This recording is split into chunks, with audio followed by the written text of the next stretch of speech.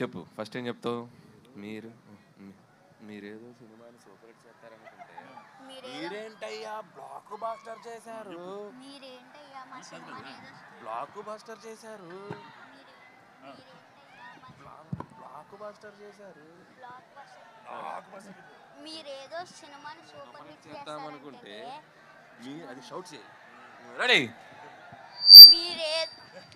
మీరేదో సినిమాని super hit చేస్తారనుకుంటే మీరేంటయ్యా